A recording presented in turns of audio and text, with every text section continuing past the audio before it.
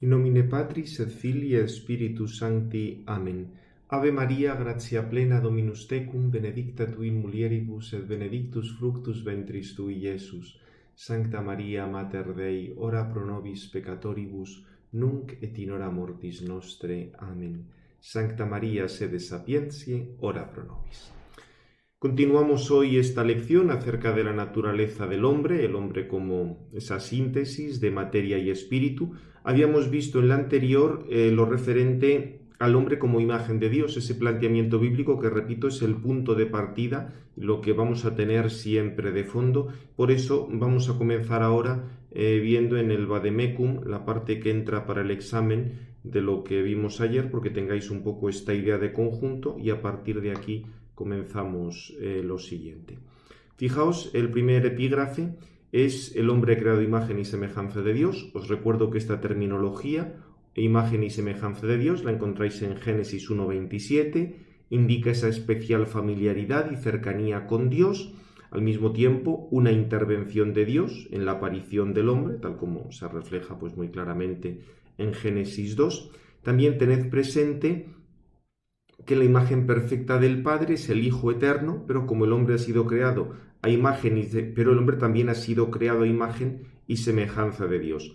Acordaos que algunos autores insistían más en la dimensión corporal, como Ireneo y Tertuliano, en razón de la futura encarnación del Verbo, o en su espiritualidad y, sobre todo, lo que comentábamos que era un poco el sentido más filológico, en la posibilidad de dominar la creación, de tener ese dominio, diríamos, responsable de la creación, un poco como representante o como embajador de Dios. Respecto a los aspectos que había que subrayar del tema este de la imagen y la semejanza, en concreto del punto especialmente de la imagen, tanto el hombre como la mujer habían sido creados a imagen y semejanza de Dios y por tanto es la misma dignidad humana de hombres y mujeres, aunque hay unas diferencias corporales, somáticas, y por eso, diríamos, se va a realizar de una manera algo diferente la naturaleza humana en hombres y en mujeres, pero la dignidad humana es la misma, es común. El segundo aspecto era el carácter social que tiene el hombre, que acordaos que viene de la misma naturaleza, de esa posibilidad de entrar en contacto unos con otros, de transmitirse información, de alcanzar objetivos comunes y la ayuda que necesitamos unos de otros para alcanzar el fin. Por tanto, el carácter social no es fruto de un mero pacto externo, sino que responde a algo de la propia naturaleza, pero, como ya advertía, sin que quede disuelta, solo veremos al final, la persona en la sociedad. Y en tercer lugar, el dominio de la naturaleza corporal que puede realizar el hombre y que es un dominio nunca absoluto, sino simplemente es el administrador de la creación. No somos dueños, sino somos administradores y eso conlleva toda una serie de obligaciones. Y por último recordábamos también que la reflexión en torno a la naturaleza y la gracia se va a desarrollar a partir de estas nociones de imagen y semejanza, porque ya en los padres de la Iglesia se distinguía imagen, aquello que se había recibido por la creación, y la semejanza como algo que tenía que adquirirse, en lo cual intervenía algo la libertad. Se distinguía entre aquellos aspectos que corresponden al hombre por su naturaleza y otros que suponen una participación del todo especial en la naturaleza divina y que superan lo creado. Eso sería lo referente a la gracia.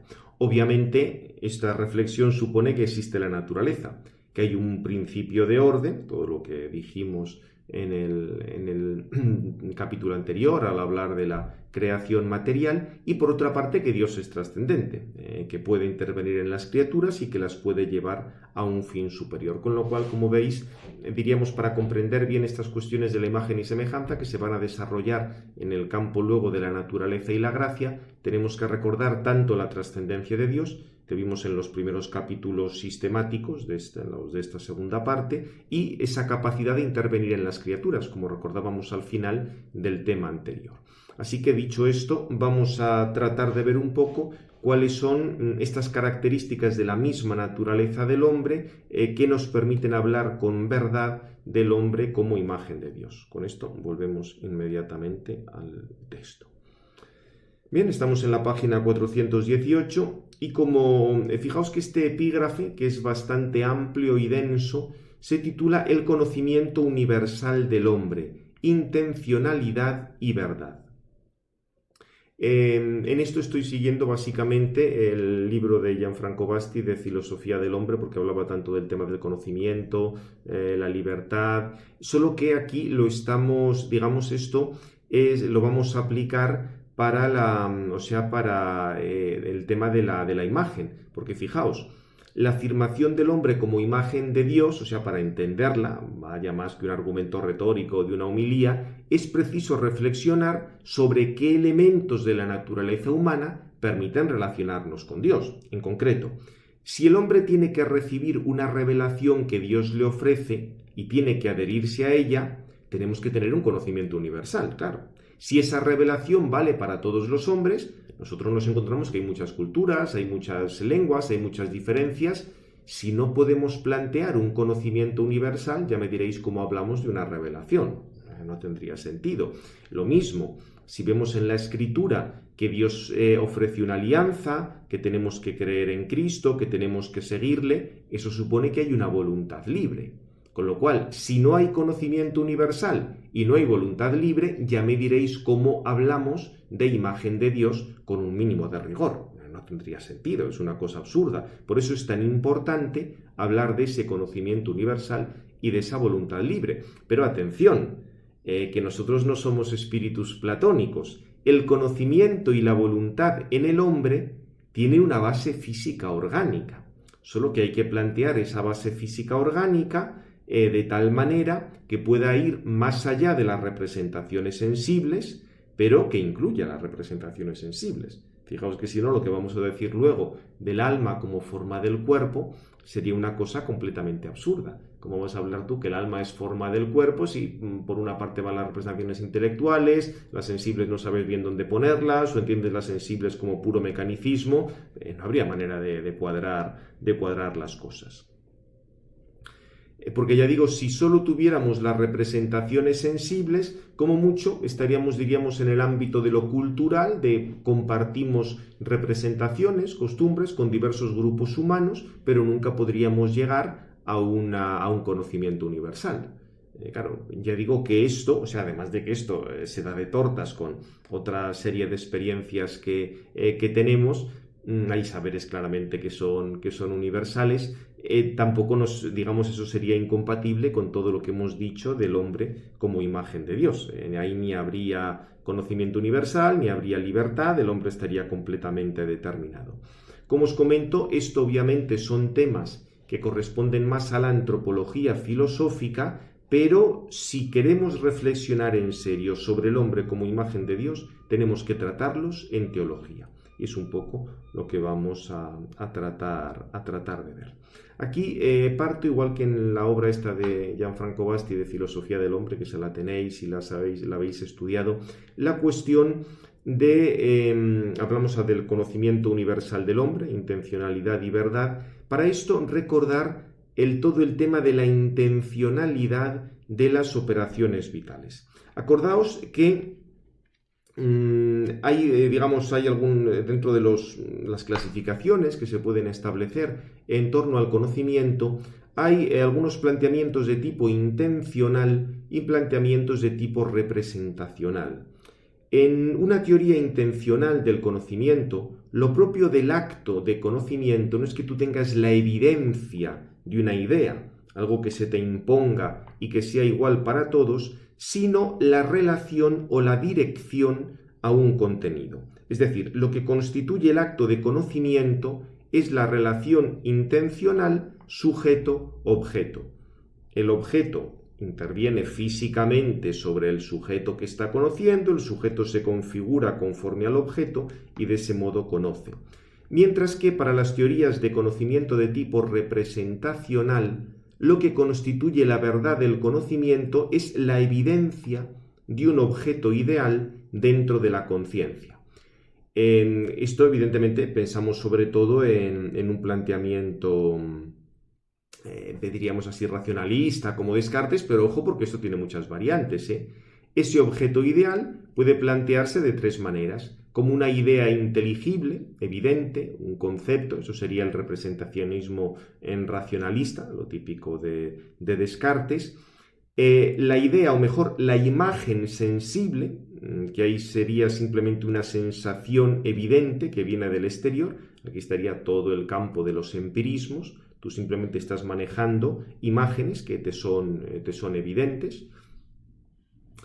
Sería, ya digo, el representacionismo empirista, o bien el objeto ideal como síntesis de los dos anteriores, es decir, que tú agrupas sensaciones conforme a unos esquemas que tienes ya. Sería un poco el representacionismo trascendental kantiano. O sea, pero como veis, siempre estamos de una manera o de otra en un esquema representacionista. Lo que pasa es que el que más se opuso a esto, obviamente esto no tiene nada que ver, por ejemplo, con el planteamiento de conocimiento que tenía Aristóteles. En la modernidad el que más se opuso a esto fue Franz Brentano. Precisamente este estudió bastante a Aristóteles, vive a lo largo del siglo XIX. Es el fundador de la psicología introspectiva y fenomenológica. Posteriormente, luego, toda la escuela fenomenológica con Husserl tuvo otra nueva dirección, pero ahí no entramos. Y Brentano lo que se oponía sobre todo era el formalismo del cogito de Descartes, aquello de cogito ergo sum. Pienso, luego existo, tengo ya esas ideas innatas, etc. O, tal como lo expresaba Kant, ich denke überhaupt, yo pienso y basta. O sea, no me detengo a ver qué cosa pienso o de qué cosas tengo ideas, sino el pensamiento es algo que se te impone. Claro, Brentano recuerda que no existen actos de pensamiento puros, ni existe tampoco una autoconciencia pura, vacía de contenido, y que a posteriori la llenamos, un poco como pretendía Kant, como si hubiera unas formas a priori que tú luego rellenas con sensaciones a posteriori. Brentano se daba cuenta de algo que es bastante evidente. Cualquier acto de conciencia siempre está referido a un contenido. No existe un yo pienso, tú pensarás algo. No existe un yo deseo, no, yo quiero algo, yo deseo algo. O sea, dentro del mismo acto psíquico inexiste, o sea, existe dentro un contenido. Y por eso el fundamento del pensamiento y de la lógica siempre tiene que tener un aspecto semántico, siempre tiene que haber un contenido, no puede ser algo puramente formal o puramente sintáctico. Por eso la clave para todo esto, en el planteamiento intencional, que obviamente es el que había en Aristóteles, en Santo Tomás, es que el sujeto asimila la forma de su operación, sensible o inteligible, a la forma del objeto externo. Luego veremos esto cómo se va a realizar un poco desde el punto de vista neurológico. Cuando estamos en un nivel meramente sensitivo, el conocimiento de la forma se limitará a formas accidentales o cualidades sensibles del sujeto externo, en función de una serie de fines instintivos que persigue el animal. Obviamente eso también lo tenemos nosotros, O sea, nosotros somos animales racionales, pero bastante más animales que racionales, con lo cual también esto se da en nosotros, o lo que nosotros vamos a poder hacer, digamos, lo vamos a poder integrar en un conocimiento mayor, pero esto se da en nosotros. O sea, fijaos que aquí la clave va a ser esta primera línea: el sujeto asimila la forma de su operación a la forma del objeto externo. O sea, tú vas a tener en ti, tú y el animal, algo que sea capaz de asimilar una forma tuya interna, que evidentemente será una forma accidental, con una forma que haya en el exterior. Veremos luego un poco esto cómo se va a realizar. En el nivel intelectivo, el conocimiento de la forma se da mediante la operación abstractiva de la forma inteligible a partir de las cualidades sensibles, y tú puedes llegar hasta definir la esencia, la naturaleza de un objeto externo. Como ya comenté en alguna de las clases complementarias, se trata de una definición, diríamos, bastante limitada. Acordaos aquella frase de Santo Tomás en el comentario al credo, que ningún filósofo ha conocido nunca jamás la esencia de una mosca. Conocemos cosas que nos permiten, digamos, formular de manera universal esencias de las cosas, pero no es que conozcamos ninguna cosa perfectamente. En cambio, como veis, la clave de la operación cognitiva sería asimilación de la forma. O sea, algo externo está actuando sobre ti. Pues cuando tú ves una mesa, lo que quiero decir es que los fotones se están reflejando sobre la mesa y van a tus ojos, con lo cual la mesa está actuando sobre ti gracias a la luz y eso te permite a ti asimilar la forma de la mesa, hacerte mesa sin dejar de ser tú, por decirlo así muy bruscamente. O sea, la clave sería esa asimilación de la forma. Mientras que en las teorías representacionistas la clave es la evidencia. Y fijaos que esto es lo que ya va a liar todas las cosas, especialmente en el representacionismo racionalista, porque la evidencia es algo que está directamente vinculado a la conciencia. Evidente quiere decir algo que antes estaba escondido, era inconsciente, pero ya estaba. O sea, ya estaba además actualmente. Lo que pasa es que tú no eras consciente. Un poco como lo que decía también en alguna de estas lecciones complementarias. Cuando hay una demostración geométrica, el teorema ya está implícito en los axiomas. O en el conjunto de puntos del plano ya está la circunferencia. Tú lo único que tienes que hacer es quitar los otros para que salga esa circunferencia, pero ya está. Entonces, lo que hace la demostración es que lo que antes era inconsciente, ahora lo hace consciente y se impone como manifiesto e incontrovertible a la conciencia. Con lo cual, si la evidencia es el fundamento de la verdad, de toda verdad, y no sólo de la verdad que sigue un procedimiento formal de demostración, como en las matemáticas, entonces la conciencia se va a convertir en el árbitro de la verdad. Y aquí ya vais a tener el inmanentismo, el subjetivismo y finalmente el nihilismo. O sea que, repito, en una demostración matemática eso va muy bien. A partir de unos axiomas tú llegas a ser consciente de las consecuencias que tienen. Acordaos lo que decíamos, que no hay un aumento de la información, porque todo está perfectamente determinado en los axiomas. Cuando hay una demostración geométrica está claro. Pero eso, repito, va muy bien para las matemáticas. Pero si uno pretende que toda la verdad es de un procedimiento de ese tipo, eso quiere decir que toda la verdad depende de la conciencia. Fijaos que aquí no. En el planteamiento intencional, la verdad depende de que te asimiles a algo exterior, con lo cual hay una serie de cosas que existen y que tú más o menos hasta un cierto punto las puedes conocer, con lo cual obviamente aquí la verdad no depende de tu conciencia, mientras que aquí sí. Y al final, pues esto se va a acabar en el inmanentismo, el subjetivismo o el nihilismo, cualquier cosa de este estilo. Entonces, diríamos, tenemos que plantear la cuestión de la verdad como una adecuación. Tú te asimilas, tú te adecuas al exterior. Pero esto ya, diríamos, se da en el nivel sensible. Vamos a hablar primero del nivel sensible antes del nivel intelectual, porque si no, hay que ir por pasos. Si el alma es forma del cuerpo, comenzamos siempre conociendo por los sentidos. Y fijaos que la primera cosa que nos tiene que quedar clara, hablando de la sensibilidad, tal como la desarrollaron Aristóteles y Santo Tomás, es que la sensación no es un acto meramente pasivo. Diríamos que sí, hay un tiempo pasivo en el que se da una modificación física del órgano de los sentidos, pero después el sujeto vivo, el animal, actúa sobre sí mismo para que la forma de su operación interna de autorregulación coincida con la forma del objeto externo, que le llega al animal a través de su sentido. O sea, a través de los sentidos nos llegan algo del objeto externo y nosotros nos asimilamos a eso. Diríamos que la variación de la acción inmanente se hace proporcional a la variación del estímulo. Tú recibes un cambio, por ejemplo, en la intensidad de la luz que viene del exterior, o un cambio en la distribución de los volúmenes que vienes del exterior, y eso tú produces interiormente en tu cerebro un cambio para que la variación que viene del exterior, digamos internamente tú produces una variación para asimilarte a la variación que viene del exterior. Eso es lo que se llama la adecuación.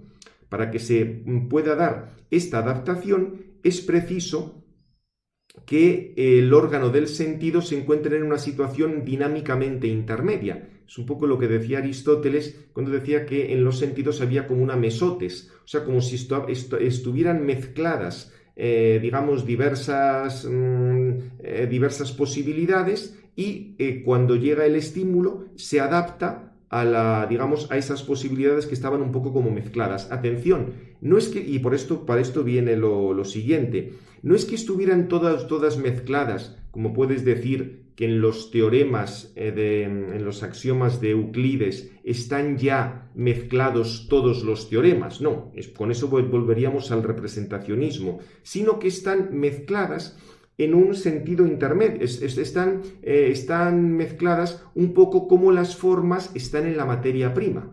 O sea, porque acordaos que estamos hablando de formas, o sea, no es que estén ya contenidas exactamente tal cual, no es que en el sentido del animal estén ya todos los posibles estímulos que puedan venir de fuera, así como en los axiomas de la geometría están ya contenidos los teoremas que deduzcas, no, está la base para que a partir de ese sustrato, que obviamente es un sustrato caótico, como ahora comentaremos, luego puede establecer el animal esas variaciones para adaptarse al exterior. Es decir, que pueda producir él interiormente unas formas que dependan, por asimilación, de las formas que vienen del exterior. Por eso es lo que os comento aquí. Este estado intermedio, esta readaptación, no se deben entender como ha pretendido la ciencia moderna de Galileo y Newton, inspirada en lo que dijera Demócrito, como si existiera una escala fija de medida, y en el fondo las diferencias cualitativas de las sensaciones se basaran en meras diferencias cuantitativas. No, porque fijaos, si tenemos una única escala de medida, tenemos una única aritmética, tenemos una única geometría, y estamos otra vez en el representacionismo. Lo que os decía antes, ese estado intermedio en el que se encuentran los sentidos, que vamos a ver inmediatamente, que es todo ese, por así decir, caos de conexiones, o sea, digamos, ese campo eléctrico que está en todo el cerebro de oscilaciones caóticas, eso sería, digamos, ese estado intermedio del que hablaba Aristóteles, es lo que hoy, tal como lo entendemos hoy. No hay ahí una escala fija de medida, sino que ahí tienes múltiples posibles combinaciones que pueden salir, mientras que para Galileo y Newton, con una única escala de medida, con una única física, con un único conjunto de axiomas, podías explicar todo. Aquí lo que vamos a tener en cambio son sistemas caóticos, todo esto que habíamos dicho, había apuntado, de la teoría cuántica de campos, que se pueden, diríamos, toda esa materia prima, por decirlo de alguna manera, esa indeterminación que se puede fijar en determinados puntos. Con lo cual, por así decir, lo propio de Aristóteles es que la escala misma es la que varía en cada caso, como si la sensación, y en general todas las dinámicas cerebrales, no actuaran con números cardinales, 1, 2, 3, que son siempre los mismos, entre el 1 y el 2, siempre hay la misma distancia que entre el 2 y el 3, sino con números ordinales, primero, segundo, tercero, entre los cuales varía la distancia absoluta. No hay siempre la misma diferencia entre un primero y un segundo en una carrera ciclista. Por ejemplo, esto lo vais a ver con claridad con este ejemplo de la luz y los colores. La vista es capaz de reconocer los 7 colores fundamentales, pero esto no equivale a una medición fotométrica, que tú midas las longitudes de onda, sino que la escala se adapta a las condiciones del ambiente. Y así podemos reconocer cualidades de los objetos coloreados, aunque varía la luz del ambiente. O sea, el color que tiene la mesa o el color que tiene el ladrillo depende de una determinada composición química. Entonces, lo que sucede es que según, digamos, la luz que te viene del exterior, tú la recibes en el ojo y reconoces el color que tiene esa superficie. Lo que pasa es que la luz que nos viene del exterior no es ni muchísimo menos siempre la misma. es distinta la luz al mediodía, cuando el sol está en lo más alto del cielo, es distinto cuando todavía no ha salido el sol, estás en el momento de la aurora, es distinto cuando estás dentro de casa y tiene luz eléctrica, y tú, sin embargo, siempre reconoces el ladrillo rojo. Hombre, si ya la luz ha variado muchísimo, ya ahí no lo puedes reconocer, pero dentro de variaciones de luz, tú te puedes adaptar, es decir, tú puedes reconocer esa cualidad de ser rojo, aunque la luz que te viene del ambiente sea diversa. Eso es lo que estamos diciendo, que ahí la sensación actúa como con números ordinales y no con números cardinales. Tú no estás haciendo una medición fotométrica de la longitud de onda que ahí te está llegando, sino tú estás reconociendo dentro de diversos tipos de luz siempre una diferencia que es la que tiene el ladrillo. Y esto es lo que diríamos, ahora os comentaré algo más del artículo de Basti que os pasé en las lecciones esas complementarias. Esto, para explicar la sensación de esta manera, se ha utilizado dinámicas no lineales, o sea, dinámicas en las que se da continuamente ese cambio de escala, en las que tú no puedes explicar, que tú no puedes predecir perfectamente mediante un sistema de ecuaciones que está ya dado, dinámicas del caos. Aquí no hacía referencia a la teoría cuántica de campos, es la cosa que habrá que poner cuando rehaga el manual, porque cada vez está más claro que esa es la teoría cuántica de campos de la que os hablé en la charla esa sobre la ontología dual, interviene también, por supuesto, en esto. En el fondo, todo esto son una aplicación matemática de la teoría aristotélica, solo que, claro, no son ya las matemáticas, diríamos, platónicas o las matemáticas euclídeas, sino una matemática que es distinta. Evidentemente, son cuestiones bastante técnicas, pero la idea de conjunto sí que la podemos captar. Fijaos que lo más característico de los sentidos en Aristóteles es ese estado medio, que permitía reconocer diferentes estados posibles finales. En las dinámicas no lineales, lo que se dan es una serie de pseudociclos tales que se puede pasar de uno a otro, y en cierto modo están todos presentes virtualmente. La excitación del órgano de sentido hace que se pase a un pseudociclo concreto. De este modo, el sentido se adapta a la realidad. Es decir, tú tienes dentro de toda la dinámica del cerebro, están conectadas unas neuronas con otras, es como si hubiera todo un ruido de fondo, pero que se puede concretar ante determinado estímulo en una dinámica que empieza a repetirse, o sea, empiezan a oscilar, por así decir, coherentemente un grupo de neuronas. Ahí tienes ya un pseudociclo. Dice pseudociclo porque no es que sea un ciclo perfectamente exacto, sino volveríamos otra vez al tema de Galileo y Newton, a la geometría fija, sino un atractor, o sea, esa dinámica tiende a concentrarse en una serie de oscilaciones que son enormemente parecidas y de ese modo se puede, por así decir, detectar un estímulo. Así sería como el sentido se adapta a la realidad. Esto, para el que quiera ver más detalles, os remito de nuevo al artículo que os pasé en Pascua, este artículo de Basti, Persona, Intersubjetividad y Realidad. Habíamos visto la parte en la que se refería más a la teoría cuántica de campos, en la que hablaba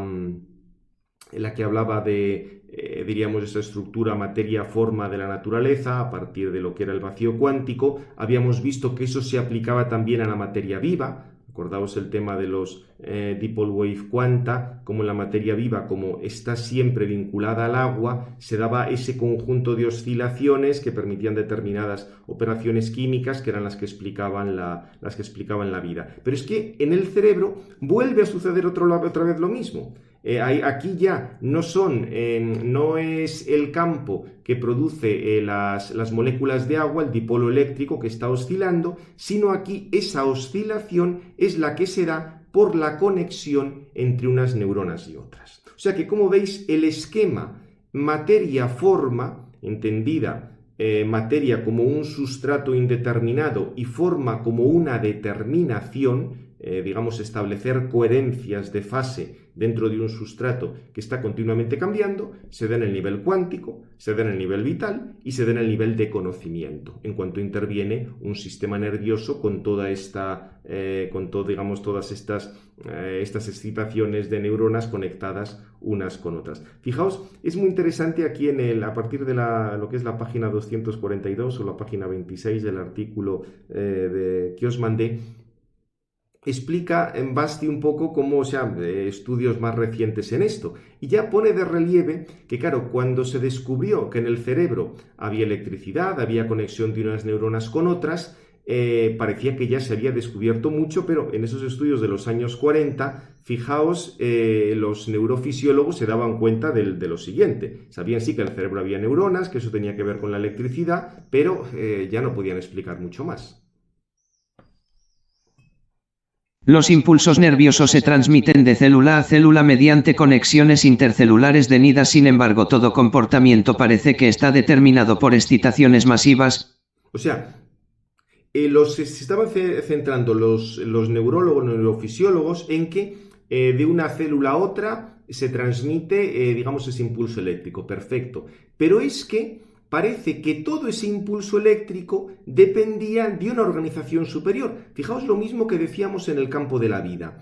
Tú, para la vida, tienes una serie de reacciones de química orgánica, perfecto. Pero ¿qué es lo que hace que esta reacción se dé en el sitio que tiene que darse y no se dé en otro sitio? Es ahí donde intervienen esos comportamientos masivos.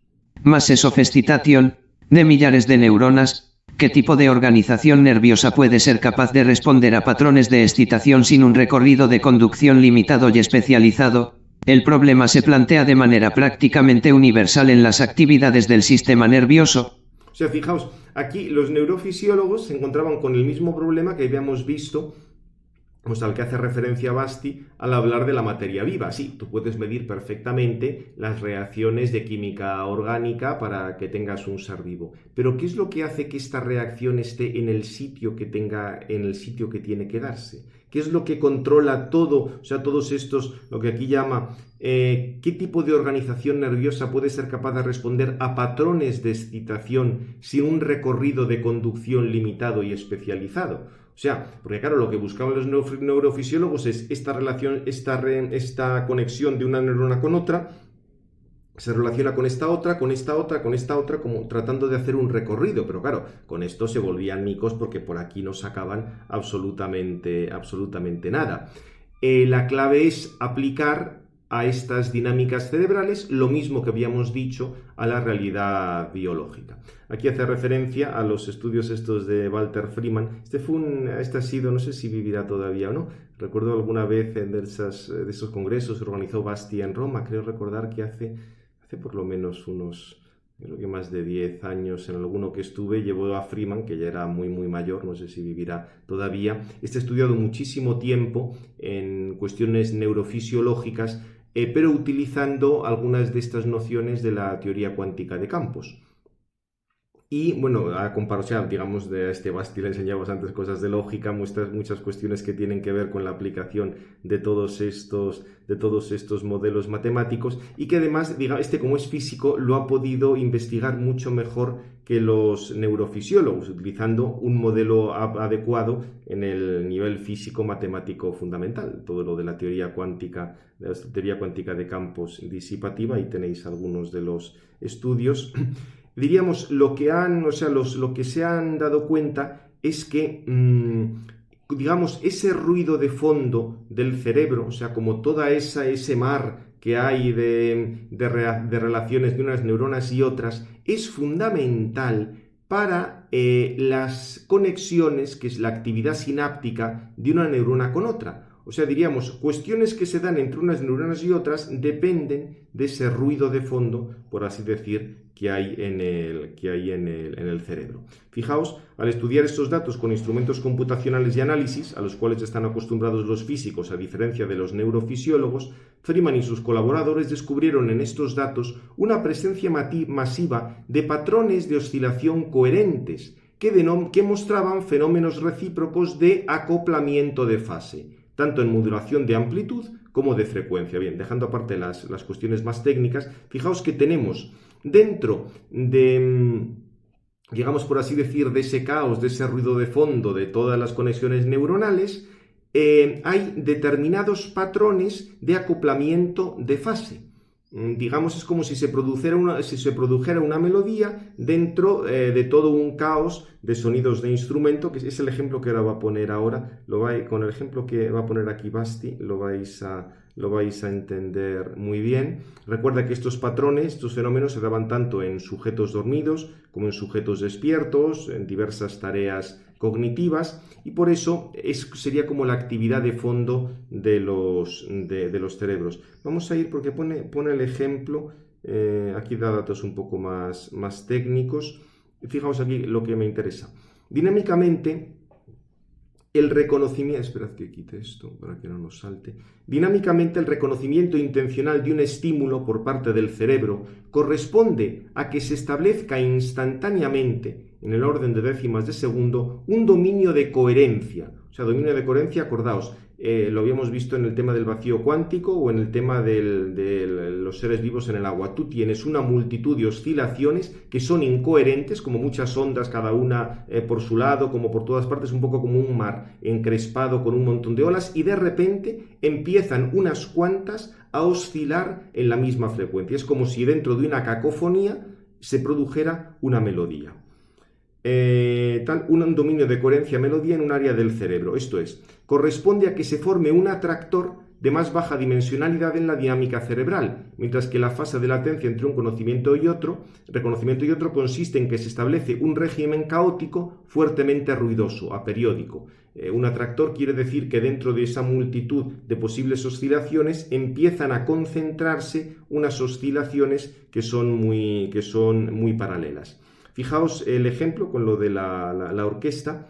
Bueno, a esto lo he llamado Freeman caos estocástico, el artículo este es del 2000. Sería un poco, en la metáfora orquestal, la cacofonía de sonidos que se produce antes del concierto, cuando los miembros de la orquesta se dedican individualmente a afinar su instrumento sin interactuar entre ellos. Si recordáis, en un concierto al principio está cada uno afinando sus instrumentos, eso suena a demonios porque cada uno hace un poco lo que le dé la gana. Pero luego, cuando empiezan a interaccionar entre ellos y ya todos tocan en una serie de ondas que son coherentes, se produce la melodía. Eso es un poco, diríamos, sería el ejemplo que se da respecto a lo que se produce en los cerebros.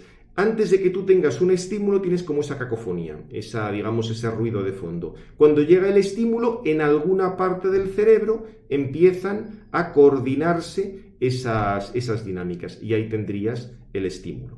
O por el ejemplo que pone Basti aquí con lo de las gotitas de agua y la condensación. De manera intuitiva se puede imaginar también toda esta dinámica como la alternancia entre un proceso de condensación en gotitas, una gotita, o sea, pensad un vapor de agua. Tenéis en un vaso lleno de vapor de agua. Si de repente baja la temperatura de ese vaso, porque lo metéis en el frigorífico, eso que estaba el vapor que estaba en el vaso se empieza a concentrar en gotitas. La gotita supone un atractor caótico de baja dimensionalidad, o una ruptura de simetría del vacío cuántico. Las moléculas de agua estaban antes oscilando ahí, cada una por donde le daba la gana, dentro del vaso. Cuando ha bajado la temperatura, se condensan. Eso sería el producir un atractor caótico. Mientras que si sube la temperatura, se vuelven otra vez a evaporar, se da ese proceso de rarefacción. Con lo cual, lo que está sucediendo en el cerebro es ese alternar procesos de condensación y procesos de rarefacción. Fijaos que esto además es bastante importante y por esto podéis entender el motivo por el cual Santo Tomás y Aristóteles pudieron anticipar cosas que hoy sabemos. Ellos evidentemente no sabían nada ni del vacío cuántico, ni de que en el cerebro había electricidad, ni nada de ese estilo. Pero acordaos que para Aristóteles y para Santo Tomás y en general para toda la fisiología antigua, los impulsos, de los órganos de los sentidos al cerebro, ellos sí que conocían que había nervios, eso sí que lo sabía la fisiología antigua, pero no sabían que por los nervios iba corriente eléctrica. Acordaos que eso lo descubrió Galvani con aquello de lo de las ranas, aplicando a una rana muerta unos electrodos y viendo cómo se contraían los músculos de una manera o de otra. Pero lo que sí pensaban que por los nervios eran como unos tubitos por los que iban vapores que se condensaban y vapores que se evaporaban más. Eso eran los espíritus animales. Por eso entendéis que fenómenos de estos de tipo termodinámico, de condensación y de evaporación, que nosotros sabemos que se dan, o sea, no es que en el cerebro haya vapores, lo que sabemos es que hay todo este conjunto de interconexiones eléctricas que, por así decir, entran en la misma fase en determinadas situaciones. Es una cosa completamente análoga al hecho de que un vapor se condense en gotitas y luego se evapore. O sea, desde el punto de vista de la representación, digamos, análogamente matemática que podrías plantear, son cosas muy parecidas. Por eso entendéis que para Aristóteles y para Santo Tomás no pudiera haber un mecanicismo en esas representaciones, porque ¿cómo sabes tú? Si tienes tienes un vapor de agua, bajas la temperatura, ¿dónde va a aparecer una gota en el vaso o dónde no va a aparecer? No hay manera de calcularlo. Ahí no puedes establecer un proceso mecanicista. Pues con esto sucede algo parecido. O sea, toda esta dinámica caótica o digamos completamente aperiódica, ese caos estocástico, como lo quieras llamar, o como el vacío cuántico, esa simetría del vacío, que es igual en todas partes porque es un caos en todas partes, se condensa en unos determinados lugares. Y de este modo, claro, ya no vale, esto lo podéis ver luego, el esquemita está de aquí, ya no vale el esquema mecanicista, que veía la sensación como simplemente estímulo-respuesta. Hay un estímulo del exterior y, digamos, tú siempre tienes la misma respuesta. No, habían medido, por ejemplo, esto es el caso del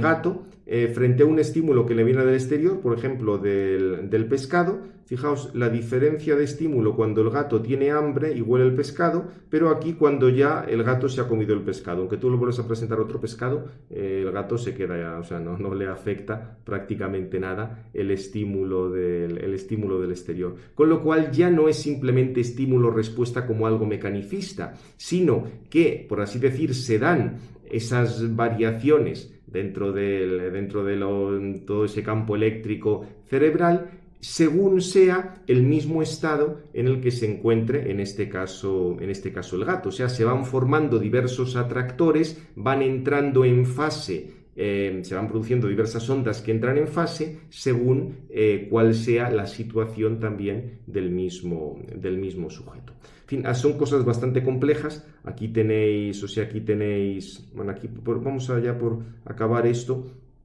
Hace aquí también referencia a estudios de Vitiello. O sea, lo que sucede es que dentro de todo lo que hay, o sea, dentro del cerebro, todo esto aquí lo describe un poquitín con más amplitud, dice que todas estas unidades bioquímicas y el contenedor acuoso, todo lo que hay en el cerebro, se pueden considerar como un mar continuamente encrespado por ondas electromagnéticas que se difunden desordenadamente en todas las posibles frecuencias y amplitudes. Este mar de campos energéticos oscilantes sin orden alguno es denominado en general por los físicos estado de vacío cuántico de la materia. Una ruptura de simetría en este vacío quiere decir que de todas las frecuencias o amplitudes posibles, una o más de una entre ellas comienzan a propagarse de manera coherencia de fase en una única onda, lo que se llama solitón, en medio de un mar encrespado por millares de ondas desordenadas. Y esto es lo que técnicamente llaman los físicos congelamiento de los múltiples grados de libertad del sistema. De esta manera veis cómo tenemos una generación de información, porque cuando entran en coherencia de fase, eso quiere decir que se crea orden, se crea información en el sistema. Y con esto ya cerramos y, digamos, lo relacionamos con lo que estábamos viendo antes.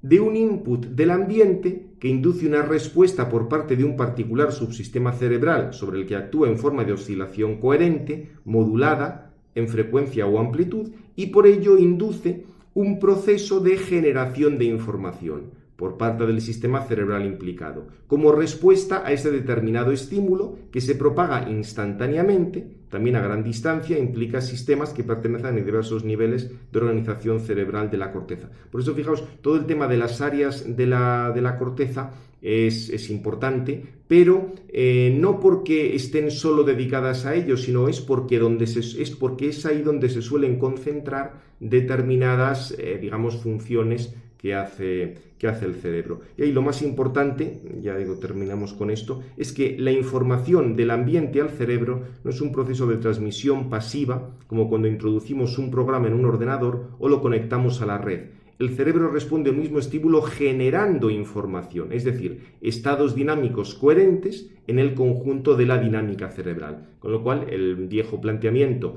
dice, aquí con esto cerramos lo del modelo intencional. Al mismo estímulo, cerebros diversos responderán de manera diversa, pues tienen una historia diversa, tal como requiere el modelo intencional y no representacional. El conocimiento objetivo y universal será por una forma de adecuación, de asimilación intencional al objeto. Un poco como, digamos, si tú tienes que adecuarte al 7, para el que parte de 4 significará un más 2. Para el que parte de 9, un más 3, perdón, para el que parte de 9 significará un menos 2. Por eso universalidad ya no va a significar, como en el modelo representacional platónico, tener todos las mismas ideas en la cabeza, sino que ideas diversas en cabezas diversas se van a adecuar todas de manera necesariamente diversa a la única realidad. Esta va a ser un poco digamos, sobre esto volveremos un poco más adelante, pero he querido volver otra vez hoy este artículo porque creo que nos permite dar una perspectiva de cómo estas cosas que decimos de Aristóteles y Santo Tomás no es algo del baúl de los recuerdos de la abuela, sino algo que tiene que ver con lo que se está estudiando de la neurofisiología. Cerramos ya. Gloria al Padre, al Hijo y al Espíritu Santo, como era en el principio, ahora y siempre, por los siglos de los siglos. Amén. Sagrado Corazón de Jesús, en vos confío.